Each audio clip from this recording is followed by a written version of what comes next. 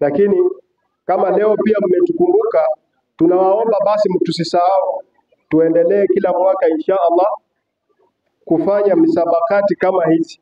Nyinyi mmeona jinsi watoto wetu wamesoma, si wazuri sana na si wabaya, kwa sababu muda ambao wanasoma madrasa ni muda mchache.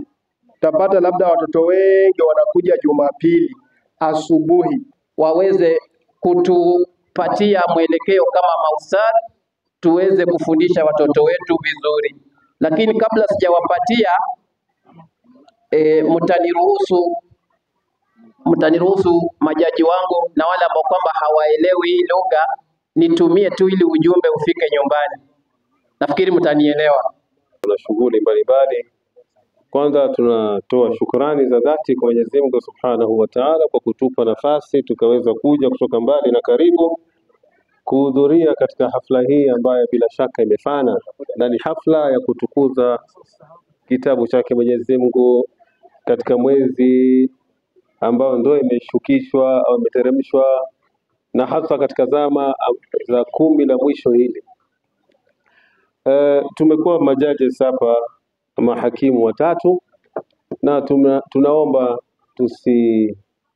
tujaribu kughanimu muda, kwa sababu muda ni mfupi na watu wamechoka inshallah, na labda kuna shughuli zingine pia za kufuatiliwa baada ya hafla hii. Kwa hiyo tutaomba mmoja wetu tu ataeleza yale ambayo sisi tumeyaona katika mashindano haya, na kama alivyotangulia kusema Sheikh Abu Huraira kwamba sote ni washindi. Mzazi ambaye amemleta mtoto wake hapa ni mshindi, yule ambaye amekuja kumshuhudia mjukuu wake ni mshindi, Muislamu ambaye amekuja kwa sababu anapenda Qur'ani ni mshindi. Kwa hivyo kila mtu aloko hapa ni mshindi, wala hakuna mtu ambaye amewachwa nyuma. Kwa hivyo Sheikh letu Malala inshallah falyatafadhal mashkura, atupatie mulahadhat katika yale ambayo tumeona katika musabaka huu wa leo. Assalamu alaykum wa rahmatullahi wa barakatuh. Nahmaduhu wa nusalli wa nusallim ala rasulil karim, amma ba'd. Ndugu zangu Waislamu, baada kumshukuru Allah subhanahu wa ta'ala na kumtakia rehema bwana Mtume Muhammad sallallahu alaihi wasallam, kwa majina anajulikana kama Sheikh Ismail Ali Malala, natoka Matungu, sehemu za Namdungu, na hiyo markazi maarufu. Na kwanza jina kwamba sio kwa ndugu zangu Waislamu, ndio jina limevuma sana. Kabla mimi leo ni mwanzo kufika hapa, sijawahi kufika Sioport, japokuwa nimekuwa Busia muda mrefu. Na jina la Sioport limejulikana sana, maana yake mimi nimesoma sehemu za Nyeri kule nikifanya tahfidh, nilikuwa na wanafunzi ambao kwamba wanatoka Sioport.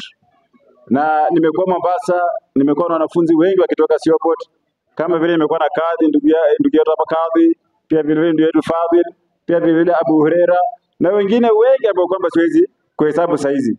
Na wakati huo yule ustadhi nilikuwa tunamjua hapa alikuwa anaitwa Ustadh Nurdin. Nafikiri saizi asharudi Mshomoroni kule kwao, yuko kule inshallah.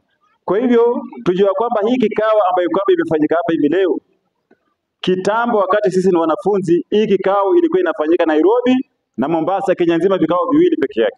Ilikuwa kama wewe utashiriki kwenye msabaka mpaka kusafiri hapa mpaka Nairobi ama Mombasa, na tena itapatikana watu wachache ambao kwamba watahudhuria. Lakini leo angalia sehemu ya Sioport watu wamejaa wengi zaidi katika kikao kama hichi. Kwa ajili hiyo nitaka tumshukuru Allah subhanahu wa ta'ala kwa hilo, na tufanye bidii kushikilia, tusije tukawacha Qur'an kama hii insha Allah ta'ala. Allah subhanahu wa ta'ala anasema idha quri'a al-Qur'an fastami'u lahu wa ansitu la'allakum turhamun. Mwenyezi Mungu subhanahu wa ta'ala Qur'an na mwezi kuruhumiwa. Na hii hatukuambiwa sisi tu, bali pia vile vile anasema Allah subhanahu wa ta'ala wa insarafna ilayka nafaran min al-jinn yastami'una al-Qur'an falamma hadaruhu qalu ansitu falamma qudiya wallaw ila qaumihim mundirin. Hii ni wakati ambapo Mtume Muhammad sallallahu alaihi wasallam akiwa anateremsha aya za Qur'an kwamba Allah subhanahu wa ta'ala alipeleka baadhi ya majini ambao kwamba walikuwa wanamsikiza Mtume Muhammad sallallahu alaihi wasallam akisoma Qur'an, lakini walipofika pale kitu ya kwanza alisema kwamba nyamazeni, wakawa wanasikizeni Qur'an. Kwa hivyo ndugu zangu Waislamu, sisi leo hapa tumenyamaza, tumesikiza kisomo kutoka kwa wanafunzi kusema kutoka sehemu ambazo kama tofauti. Al-kamalu lillah, pia vile vile haikosekani ndani yake akhta, ndugu zangu Waislamu. Na hii Kitabu cha Qur'an sio kama vile vitabu zingine zile ambazo kwamba zimeshuka kutoka mbinguni kisha zikafanywa inhiraf. Ndugu zangu Waislamu, kitabu cha Qur'an sisi tunasoma waziwazi na tunasahihishana waziwazi namna inavyotakana, ndugu zangu Waislamu. Na kwa ajili hiyo tutaweza kuisoma Qur'an ambayo kwamba iko sawa. Hata wakati wa Bwana Mtume Muhammad sallallahu alaihi wasallam hayalikuweko watu wakisoma Qur'an na wakisikiza kama kama Ibn Mas'ud, Mtume Muhammad sallallahu alaihi wasallam alimwambia somee Qur'an, akashangaa akasema kaifa aqra'u laka wa fika unzila, ni vipi nitakusomea Qur'an ili hali Qur'an imeshuka kwako wewe? Akasema nataka kusikia kutoka kwako wewe. Basi akaanza kusoma, sahaba akaanza kusomea Qur'an kidogo, muda mfupi ilipofika aya fulani hapo ambayo kwamba sitahitaji mwende mtafute wenyewe. Mimi nimetoka Mtume Muhammad sallallahu alaihi wasallam, fakaifa idha ji'na min kulli ummatin bi shahidin wa ji'na bika ala haula'i shahidan. Ni aya Mtume Muhammad sallallahu alaihi wasallam akafanya kirwani, akaanza kutoka na machozi. Kwa hivyo sisi tunaposikiza Qur'an, hata kama hatuwezi kulia, tujifanye kwamba tunalia kwa ajili ya hiyo Qur'an. Ndugu zangu Waislamu, makosa hayakosekani. Mimi tuko majaji watatu hapa, mmoja alikuwa anasimamia kuangalia sauti, mwingine anasomea upande wa tajwid na mwingine anasimamia upande wa sauti wa hifdh. Na mimi nimesimama upande wa hifdh. Nimeona wanafunzi wengi katika hifdh, ndugu zangu Waislamu, wamefanya vizuri. Yaani wamehifadhi ile sura zile ambazo kama wameambiwa vizuri. Lakini kidogo upande wa tajwid, walimu inataka kwamba tufanye bidii. Ahkamu tajwid, makharijul huruf, hunaka alfarq baina alkha والغين والليل إذا يغشى ولا تقول والليل إذا يخشى. Al-khushu ni tofauti na ghashia. Unaona? Kwa hivyo mambo kama haya ndugu zangu Waislamu, na qaf pamoja na kaf, hizi pia vile vile tunataka tufanye bidii sana tujue kwamba mwanafunzi anatamka namna gani. Pia vile vile mwisho wa sura kumalizia mwisho wa aya, ndugu zangu Waislamu, tusione tu kwamba aya zimemalizika. Kuna malango ambayo kwa Mwenyezi Mungu Subhanahu wa Ta'ala ameweka. Kuna baadhi ya aya Mwenyezi Mungu Subhanahu wa Ta'ala anasema Allahu khabirun bima ta'malun, na kuna baadhi ya aya anasema Allahu bima ta'maluna khabir. Tusiseme kwamba yote ni maana moja, maana yake yeye ana mambo amelenga, yeye anajua, maana yake yeye imetoka Qur'an, imetoka kwa Mwenyezi Mungu Subhanahu wa Ta'ala. Kwa hivyo aya, kuna aya zingine ambazo kwamba ni mwisho ziko mshtabiha. Kwa hivyo unakuta kwamba mtoto anafanya kiradi anachanganya mambo kama haya. Tufanye bidii inshallah Ta'ala tuweze kurekebisha, ndugu zangu Waislamu. Na mimi pia vile vile sitataka kurekebisha maneno zaidi, maana yake sisi tumetoka mbali na tumekuja kwa shughuli hii, na sehemu ambayo kwamba tumetoka pia vile vile tulikuwa na shughuli kama hii ya kusomesha Qur'an. Maana yake mpaka sisi walimu ambao kwamba tunatahadhiri Qur'an tumewacha, tukasema tutoke katika kikao cha khair tukuje katika kikao kingine ambacho kwamba ni cha khair, ndugu zangu Waislamu. Kwa ajili hiyo nama niliwatanguliza kuambia ndugu zangu majina yangu wengi hawajajua. Nikisema majina yangu mara nyingi tunasema tu sisi watu tunakusikia tu, kumbe ni wewe. Ni wewe. Na wanafunzi wengi wanasemanga tu ule mwalimu ule mrefu. Hapana, ni Ismail Ali Malala kutoka na Mdongo Matungi, inshallah Taala. Wassalamu alaykum wa rahmatullahi wa barakatuh.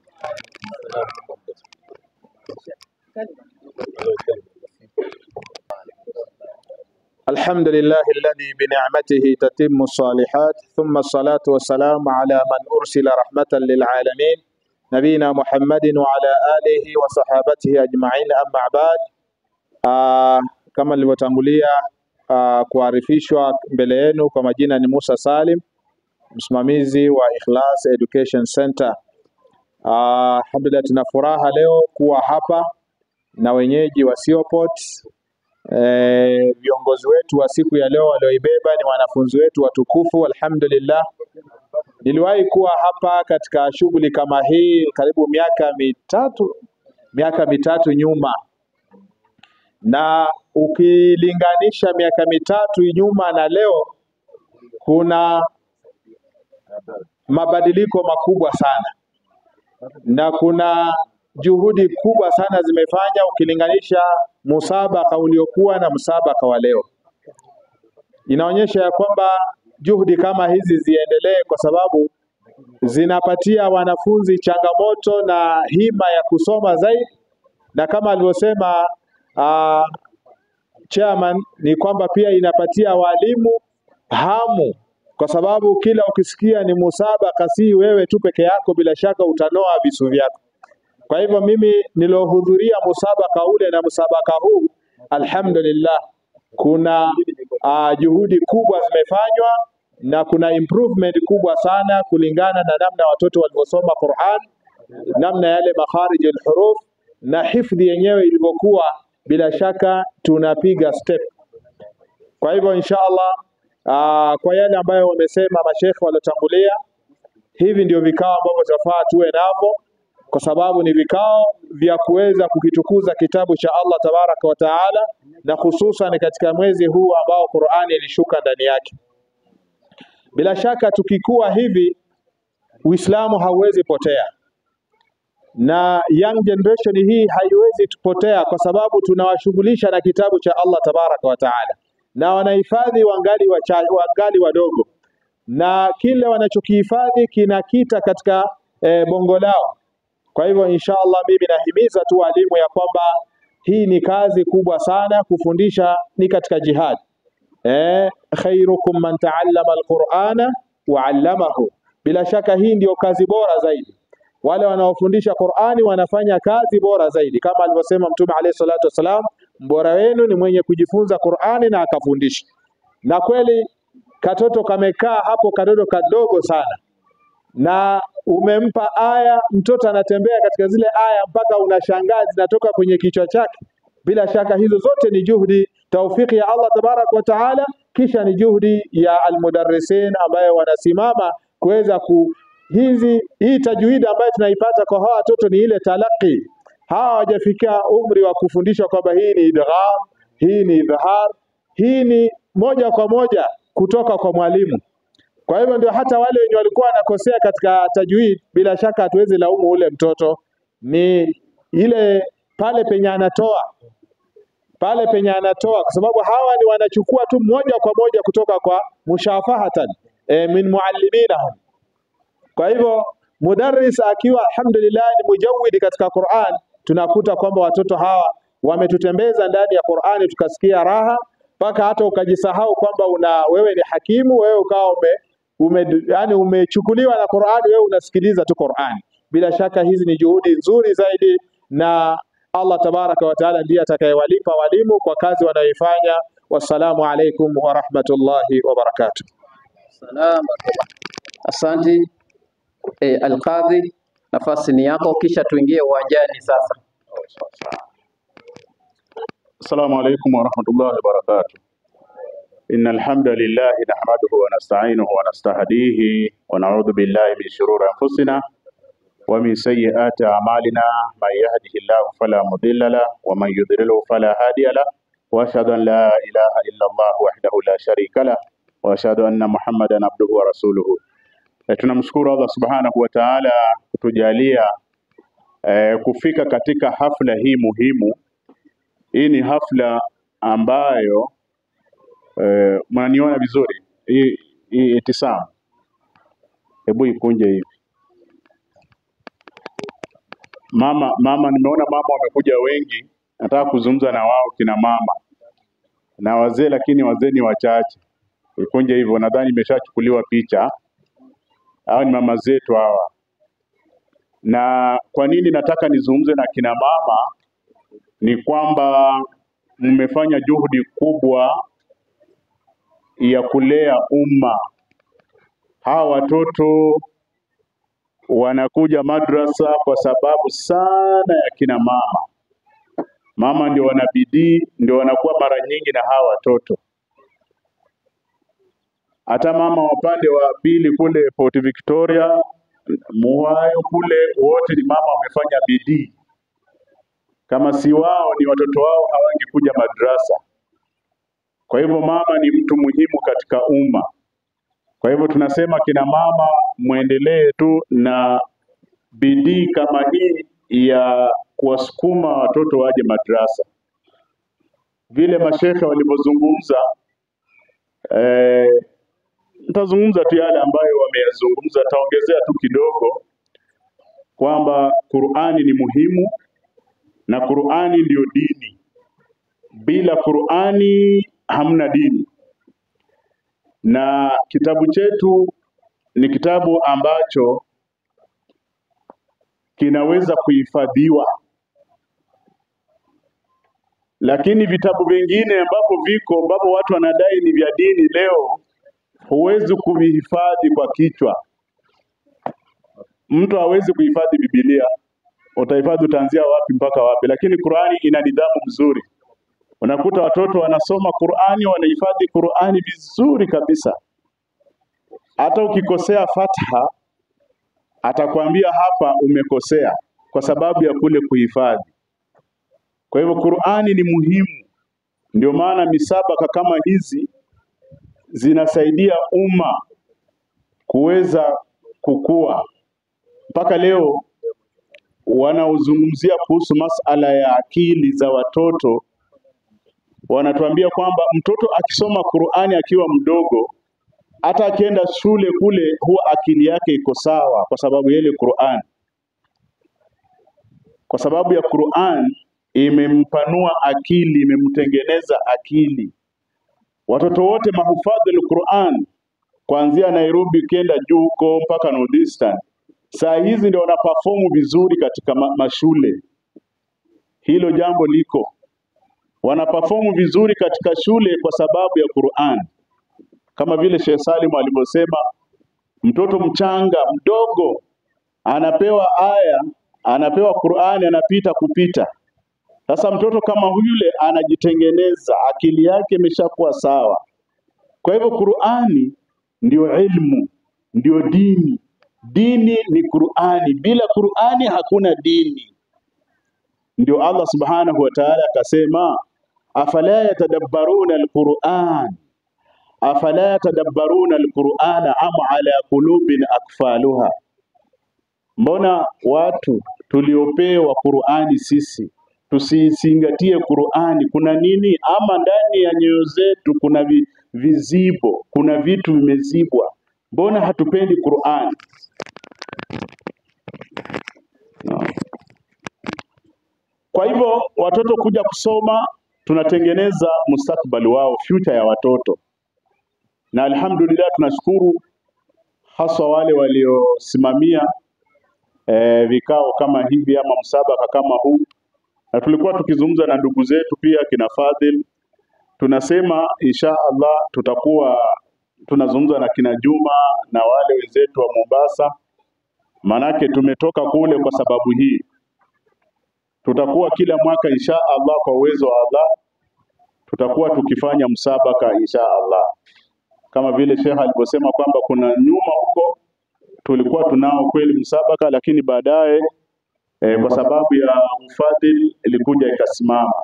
Lakini mimi na hakika kwamba sisi wenyewe vijana wa hapa ambao tumesoma hapa, tukiamua tu kwamba tunataka kufanya mashindano ya Qur'ani kila mwaka tutaweza. Mfano mmoja ni huu. Mfano mmoja ni huu, na kina mama mnajua. Juzi miezi kadhaa watu tumekuwa tukichanga kwa sababu ya ukoo. Si ndio? Timanye watu tuliwalala. Twachanzenge sente nga tuchangira obuko abakoma bachange dawe mumanyi biri kwogera abamaganda bachanga buli muntu abantu bali kuchange sente da ukoo. Watu wanachanga pesa za ukoo ili ukoo upate kusaidiwa. Sasa mimi najiuliza kama tunaweza kuchanga pesa za ukoo kwa upande mmoja tu, ama siku moja tupange sisi watu tu wa kawaida tupate zaidi ya 50,000, tutashindwa kuchangia msabaka kweli? Ambaye ni Qur'ani. Qur'ani ndio inafaa kutangulizwa, si ndio? Lakini leo hatujakataza kwamba tusichangie ukoo, lakini tusitangulize ukoo kuliko Qur'ani. Qur'ani imetangulizwa kwa kila kitu, kwa kila jambo Qur'ani imetangulizwa. Kwa hivyo kama sisi, mimi kina Fadhili na wengine vijana ambao tumesoma, tuko wengi vile Sheikh Ali alivyosema, kama tunaweza kuchangia kwa ukoo, kwa nini tunashindwa kuchangia Qur'an? Hatuwezi kushindwa. Kwa hivyo inshallah tutajirekebisha, tutakuwa tukichanga. Mwenyezi Mungu akijalia, wadhamini wakipatikana itakuwa biha wa neema, itakuwa sawa, wataongezea tu, lakini tuwe na huo moyo kwamba tuchangie kuanzia sasa. Na jambo la mwisho ni kwamba Sisi upande huu wetu zama zote, zamani tulikuwa tunasoma tu elimu ya kawaida, ulumu dini, elimu ya kawaida. Lakini wakati wa sasa madarisi hizi zimekuwa na tahfidh. Kwa hivyo tujalie katika madrasa zetu za nyumbani tuwe tuna kitengo cha kuhifadhisha watoto. Watoto wahifadhi Qur'an. Na pia tukipata kuna sehemu ambayo watoto wanasomeshwa tahfidh na wanasoma masomo mengine, pia ni vizuri tupeleke. Mimi naezungumza, nina kijana kangu kadogo hivi kamwisho, imebidi nimpelekee Salim, Sheikh Musa Salim Ogalo. Kijana kamekaa huko I think ni 1 year, mwaka mmoja tu, lakini kalirudi kanasoma Qur'ani vizuri mpaka napenda mimi. Pia Ayubu mtoto wake yuko mjukuu, pia yuko pale kwa Sheikh Salim. Kwa hivyo kuna baadhi ya watu, sio wote wamepeleka pale watoto. Ile madrasa ya Sheikh Salim Musa Salim ni madrasa mzuri, watoto wanasoma vizuri na integrated school, yani osoma mu Rwarabu Islamu wasoma niki n'Oluzungu. Akati obango lino mwana wao abana bato bano abalenzi neno oyinza otwala abana basoma, ni muhimu. Waislamu wa hapa ninawahimiza mambo ambayo tumewahimiza siku zote, kwamba tusidharau dini hii. Dini hii inakuwa sana. Dini ya Uislamu inakuwa kwa sababu ya Qur'an. Na vile Sheikh Abdulaziz alipozungumza, Sheikh Abdulaziz rafiki yangu sana, watoto wake nimeona anasoma masha Allah, Mwenyezi Mungu akuongezee. Zamani sisi hapa tulikuwa tunaona sisi ndio Waislamu. Sijui tunaelewa tukizungumza hivyo. Watu wa rika yangu, nazungumza na watu wa rika yangu. Wakina Buhari tulisoma nao walikuwa wadogo, lakini mimi nilikuwa mkubwa kwao. Watu wa rika yangu tukisoma area hizi tulikuwa tunaona sio pote ndio kuna Waislamu tu. Lakini ajabu ya Rahman, leo nimesikia kuna Muhwayo si ndio? Muhwayo ni huko ndani, huko Unyala, huko kwa maji si ndio? Kwa mchele. Angalia kwa mchele huko hakukuwa na Waislamu, hata msikiti haukuwa. Lakini angalia leo kuna msikiti bana. Watoto wanasoma vizuri kutoka Muhwayo. Port Victoria Marenga, wakina Abdulaziz. Kuna ile ambayo tunajua jamii ile ya zamani, lakini angalia Port Victoria saa hizi imenawiri kwa sababu ya Uislamu, kwa sababu ya Qur'an. Funyula, mimi nakumbuka Funyula hapa palikuwa na Muislamu mmoja tu ambaye wazee wetu wanajua. Nadhani mzee ambaye kwa hapa anaweza kumjua ni mzee Ayubu Mustafa. Unaweza kujua mzee mmoja alikuwa anaitwa Al-Asiri. Bamtambo Al-Asiri si ndio? Ibrahim Al-Asiri alikuwa ni mchinjaji wa ng'ombe. Yeye ndiye alikuwa Muislamu Funyula peke yake na familia yake, watu 2 watatu. Na pia Uislamu wake haukuwa mzuri sana. Lakini ajabu ya Rahman, palikuja pakasilimu watu, walisilimia hapa. In fact ni sisi tuliwasilimisha. Kuna familia ya mtu wanaitwa Bagoya, Isa Bagoya, walisilimu. Alianza kusilimu aliitwa Isa, alikuwa anafanya na Mbogoto, akiletwa hapa na kijana wa Haji Muhammad aitwa Abbas, saizi ni askari. Yeye alikuwa anasoma huko na Isa pia alikuwa anafanya kazi huko kama staff. Isa akapenda sana Uislamu, Abbas akamwambia basi njoo huku, Shopot kuna masheikh. Tulimsilimisha Isa, lakini saa hizi angalia Funyula vile ilivyokuwa. Watoto wa Funyula wanasoma vizuri mashaallah. Mwalimu wa Funyula ni kijana wetu Aliga. Yuko hapo? Asimami. Mwalimu wa Funyula ni kijana wetu kutoka hapa. Na anakuza sana Uislamu huko, na wengine wamekuja wakipita hapo. Abdul Hakim alikuwa pale. Kwa hivyo tunasema tu ndugu Waislamu, Uislamu budi chamasira, manya masira. Uislamu budi chamasira. Ilitandikira ngurwe. utashtukia limekufikia. Yani masira ni wevu, bahari ile mawimbi wao unasema iko kama mawimbi. Kwa hivyo tusidharau dini. Nitakoma hapo. Kwa hivyo Mwenyezi Mungu atujalie inshallah min alladhina yastami'una alqawla fayattabi'una ahsana. Nitarudisha kipaza sauti kwa mwenye hafla hii, ndio guest of honor. Guest of honor siji tumemmalizia, lakini yeye mwenyewe atazungumza, pia ni mzungumzaji mzuri na ni mwalimu mzuri. Guest of honor ndio ataweza kuendelea baada ya Sheikh Abu Huraira Shaban. Falyatafaddal mashkura maajura inshallah. Shukran. Kuna watu wangu hapa wamesoma assalamu alaikum wa rahmatullahi wa barakatuh. Innal hamdalillah nahmaduhu wa nasta'inuhu wa nastaghfiruh wa na'udhu billahi min shururi anfusina wa min sayyiati a'malina. Man yahdihillahu fala mudilla lahu wa man yudlil fala hadiya lahu. Wa ashhadu an la ilaha illa Allah وحده لا شريك له وأشهد أن نبينا محمدا عبده ورسوله صلوات ربي وسلامه عليه وعلى آله وصحبه ومن تبعهم بإحسان إلى يوم الدين وعنا معهم بمنك وكرمك يا أكرم الأكرمين ويا أرحم الراحمين.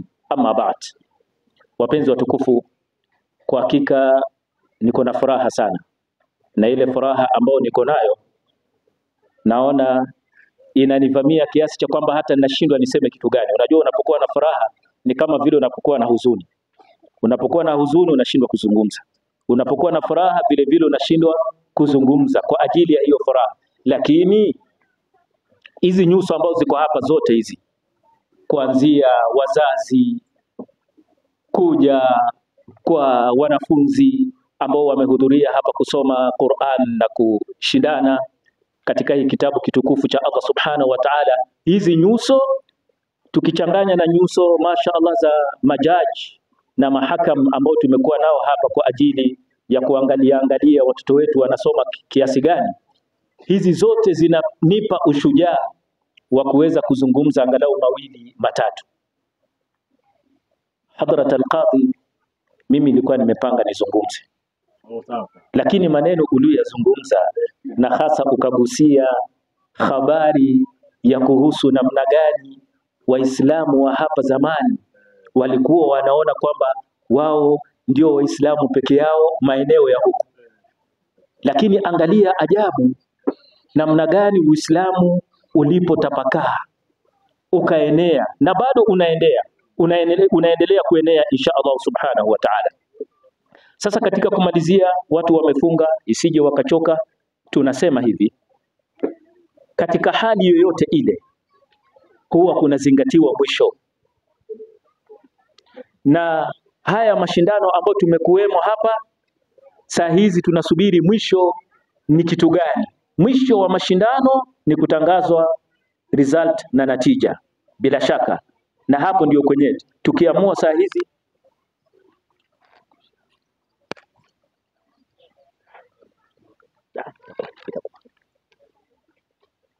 kidogo, hiyo karatasi imenichanganya.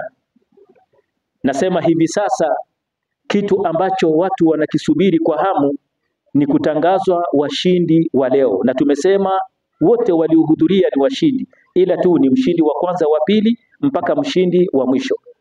Na tukasema kwamba kila kitu kinazingatiwa mwisho. Mwisho ndio utamu wa kila kitu, na ndio Allah subhanahu wa ta'ala, na tuko ndani ya masiku matukufu tena ya mwisho, ndani ya mwezi mtukufu wa Ramadhan, jinsi ambavyo Allah amegawa huu mwezi: 10 la kwanza, 10 la pili na 10 la mwisho.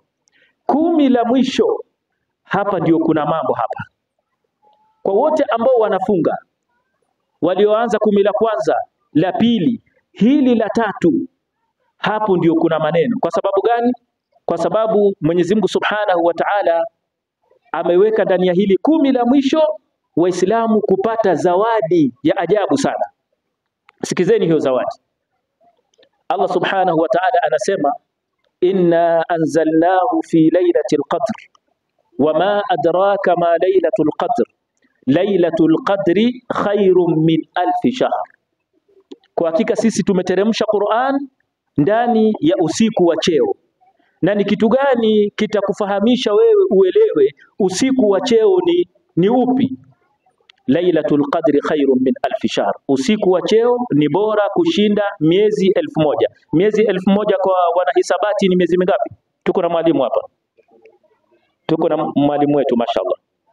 Naam? 84.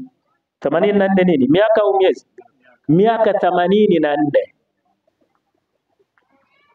Yani wewe unafunga mwaka mmoja alafu Allah anakupatia taufik ya kufanya ibada ndani ya hizi 10 za mwisho. Usiku mmoja ukifanya ibada ndani ya hizi siku za mwisho, usiku mmoja tu ambao ni wa Lailatul Qadri, ukifanya ibada ndani ya huo usiku ni kana kwamba umefanya ibada ya miaka 88.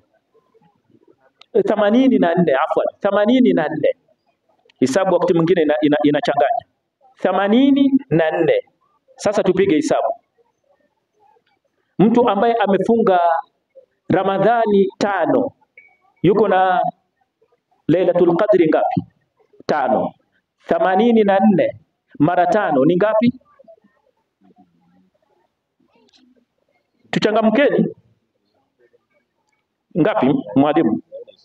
420. Hiyo miaka mingapi ya kufunga ya Lailatul Qadri? 5. 10.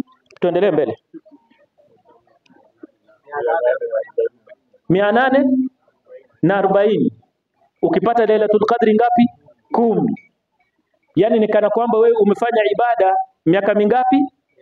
840. Hiyo ni ibada tu ya huo usiku wa Lailatul Qadri. Tena ni bora yani kushinda hizo.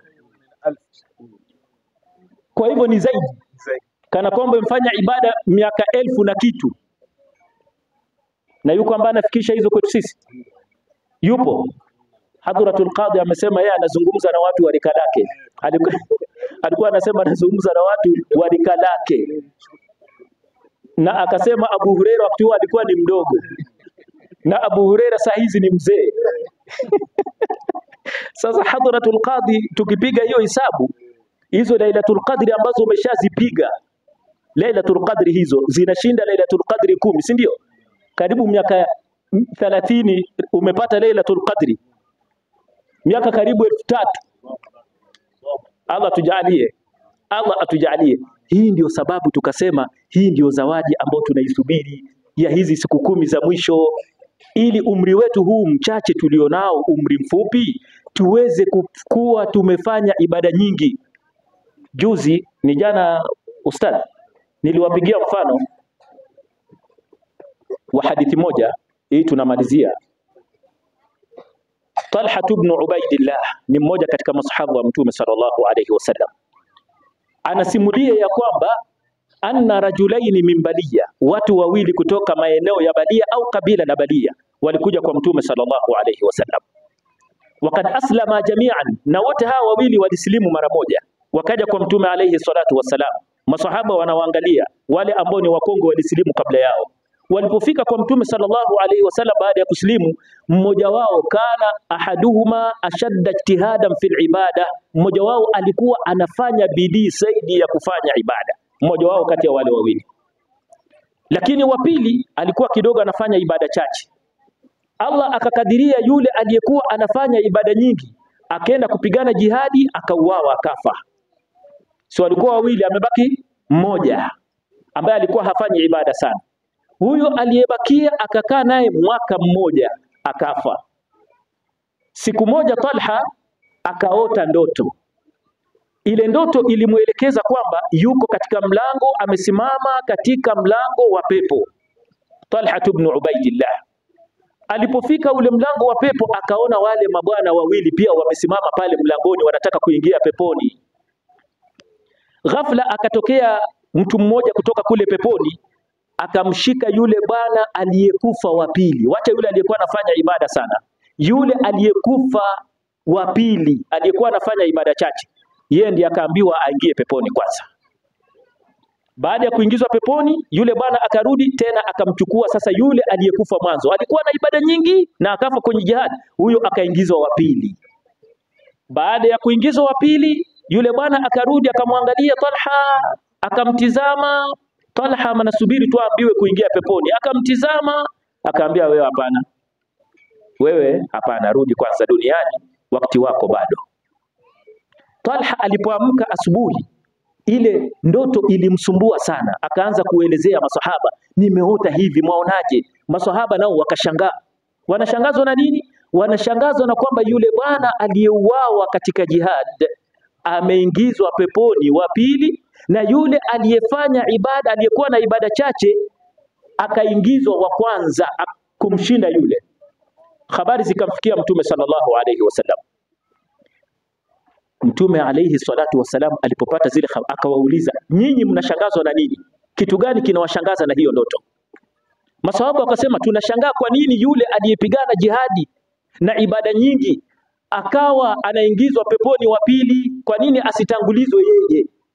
Mbona yule mwingine ndiye anatangulizwa?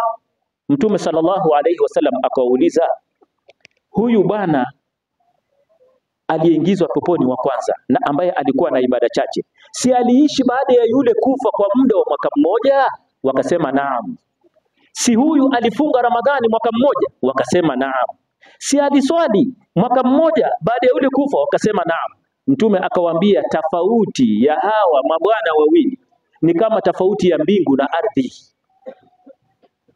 Tofauti yao ni kama vile mbingu na ardhi, kwa sababu yule aliyekuwa na ibada nyingi alikufa mwanzo, matendo yake yakasimama. Huyu wa pili akaendelea kufanya ibada kwa mwaka mzima, mwaka mmoja tu. Kwa huo mwaka mmoja akamshinda yule aliyefariki mwanzo. Sasa siri iko hapo. Siri iko hapo ni kwamba wewe unapokuwa Allah amekupatia umri wa kuishi, sio umri wa kucheza, sio umri wa kuangalia michezo. Sikizeni vijana bwana, Manchester United, Arsenal, kitu gani, Madrid, wanaitwaje shekhi? Ustadi hujui? Unapopatiwa umri na Allah subhana, wallahi sikizeni, Mwenyezi Mungu amekupatia umri wa kuishi, na ili hali unajua kuna wenzako ulikuwa unaishi nao hawako duniani, wamezikwa, na wewe pia huo unawazika na kuwawekea mchanga, wewe unabakia kuishi. Kisha umri wako unaopeleka kwa Arsenal, umri wako unapeleka Madrid, nitakosea, umri wako sijui unapeleka nini. Wallahi umekosea, wewe umekosea pakubwa. Umri Mwenyezi Mungu amekupatia ili ufanye ibada. Fanya ibada, sio umri wa kucheza huo na kuharibu kwa mambo yasiyokuwa na faida, ni umri wa kufanya ibada. Angalia huyu bwana, mwaka mmoja tu amemshinda yule aliyekufa kabla yake kwa kipindi cha mwaka mmoja. Sasa wewe Allah anakupatia miaka 2, 3, 4, 10, 20 unaishi duniani, alafu unaharibu. Sasa angalia, unaharibu alafu unashindwa na hii siku 10. Hata Lailatul Qadri hutafuti. Lailatul Qadri hii ndio kuna siri hii. Yule bwana alimshinda yule kwa sababu alipata usiku wa cheo. Miaka mingapi shekhi? Aliishi mwaka mmoja lakini akapata usiku wa cheo ambao ni miaka mingapi? 84. Na hii inamaanisha kwamba mwaka mmoja tu ukifanya ibada ya kisawasawa, mwaka mmoja ukarudi kwa Mwenyezi Mungu ukafanya ibada ya kisawasawa, ukifa wewe ni mtu wa peponi, wewe unakwenda peponi. Kwa hivyo wapenzi watukufu, nikizungumzia kwamba wakati wa mwisho huwa ndio wakati ambao kila mmoja anasubiria, na Allah subhanahu wa ta'ala akaweka siri ya Ramadhani ndani ya nini? Ndani ya siku 10 za mwisho, kwa sababu kunapatikana usiku wa cheo. Ndio unaona vile vile usiku wa Ijumaa ni upi ule wakati wa kujibiwa dua ustadi? Siku ya Ijumaa dua inajibiwa wakati gani? Wakati wa mwisho, baada ya asri, ndio ukiomba dua yako inajibiwa siku ya Ijumaa. Na siku ya Arafa ustadi, unajua mimi naangalia maustadi hapa, hawa ndio wananitia bidii. Na siku ya Arafa hivyo hivyo, mwisho siku, wakati mzuri siku ya Arafa baada ya asr. Ndio Allah akasema khitamu, yani kila kitu mwisho huwa innamal a'malu bil khawatim, huangaliwa mwisho. Kila yote unayoyafanya mwisho ndio kunaangaliwa. Wewe umecheza mpira, umefunga quarter final, mipira karibu 10, umekuja semi final, umefunga mabao karibu 20, alafu ukashindwa kuingia final. final akaingia mtu akafunga bao moja, si anabeba kikombe? Kwa sababu gani? Amejitahidi akafika final. Sasa na sisi umefunga 10 la kwanza, umefunga 10 la pili, unashindwa kuendelea na siku 10 za mwisho. Wewe umeshindwa kufika final. Na ndio Mtume sallallahu alaihi wasallam akasema yule mtu ambaye Ramadhani itamalizika na asisamehewe madhambi yake, huyo hana kheri. Huyo hana kheri. Ahbabi fillah, wapenzi watukufu, si wakati wa mawaidha, ni katika hadi ya kukumbushana tu, si wakati wa mawaidha. Wakati wa mawaidha inshallah unakuja. Ila ninawakumbusha kwamba kitabu cha Allah ambacho ni Qur'an, hiki ndicho ambacho kinakuza hawa watoto, na future ya hawa watoto imefungamana na Qur'an. Jinsi ambavyo na sisi future yetu imefungamana nini? Na Qur'an. Bila kujitahidi kusomesha watoto wetu Qur'an, basi tujue tunawanyima watoto wetu future na mustakbal ambao ni mzuri. Nakumbuka Sheikh Nuruddin, Allah muhifadhi, hapa tukiwa tunasoma, watu wengi hawajui kwamba hii ndio madrasa yetu. Wacheni kuangalia msikiti. Huu mwembe huu, hii ndio Madrasatul Aqsa. Au vipi Al-Qadhi? Si hapo ndio tulikuwa tumepanga matofali chini? Si blackboard zilikuwa tu hapo? Ilikuwa open classes. Huu mwembe huu. Sheikh Nuruddin akituambia msidharau, akiwaambia wazee, mnaona hawa watoto ambao mnawadharau hapa, hawa watoto insha Allah kwa uwezo wa Mwenyezi Mungu watafika mbali. Hadratul Qadhi, si wewe ni qadhi? Wewe si ni qadhi? Wewe si ni qadhi?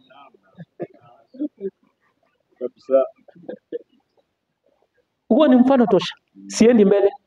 Huyo ni qadhi, matunda ya Sheikh Nuruddin, na hii ni matunda ya Qur'an. Pamoja na kwamba Hadratul Qadhi kuna kipindi fulani hapo alisema afadhali niende nisome Kizungu, si ndio? Ukaenda ukasoma Kiingereza, lakini ulipomaliza tena ukasema wacha nirudi madrasa, tukakaa na wewe hapa kwenye mawe. Mwisho hayo matunda hayo. Na wako wengi huko kwa ajili ya nini? Kwa ajili ya Qur'an. Kwa hivyo na hawa watoto ambao tunawaona future yao ni Qur'an, tuwafundishe watoto wetu Qur'an, tuwahifadhishe Qur'an, ili Allah subhanahu wa ta'ala aweze kuleta nuru, alete baraka. Alafu uzuri wa kuhifadhisha mtoto Qur'an, siku ya Kiyama mtoto hatoingia peponi na amuache mzazi wake.